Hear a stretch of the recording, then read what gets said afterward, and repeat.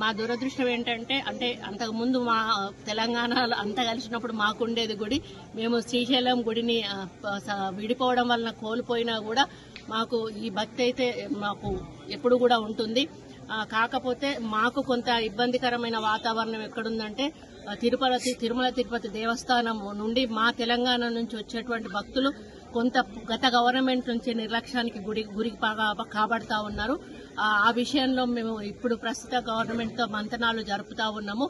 గతంలో తెలుగుదేశం ప్రభుత్వం ఉన్నప్పుడు అధికారంలో ఉన్నప్పుడు ఏ విధంగా అయితే కొన్ని పద్ధతులు నియమాలు పాటించేవాళ్ళు అదే పద్ధతిలో మా ప్రభుత్వానికి కూడా వారు ఇవ్వాలని వారికి మేము రిప్రజెంటేషన్ కూడా ఇవ్వడం జరిగింది. ముఖ్యమంత్రి గారు కూడా ఈ రాష్ట్ర ముఖ్యమంత్రి గారితో కూడా మాట్లాడడం జరిగింది.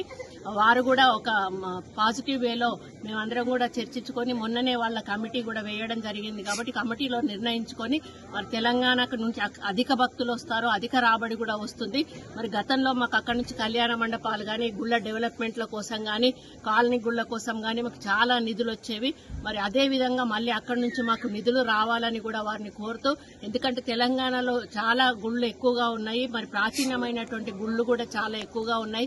కళ్యాణ మండపాలు గ్రామాన కూడా అడుగుతా ఉన్నారు. కాబట్టి టీటీడీ వారు తలుచుకుంటే ఇవన్నీ కూడా జరిగే అవకాశం ఉంటుంది. కాబట్టి వారు తప్పకుండా ఒప్పుకొని మా తెలంగాణకు ఒక ప్రత్యేకమైనటువంటి మరి నమ్మకాన్ని కలిగించి మా మీద ఒక ప్రత్యేక దృష్టి సారిస్తారని ఆశిస్తూ మరి స్వామివారికి దర్శనం చాలా బాగా అయింది. మళ్లీ వారు మమ్మల్ని త్వరలోనే రప్పించుకొచ్చారని ఆశిస్తూ సెలవు తీసుకుంటారు.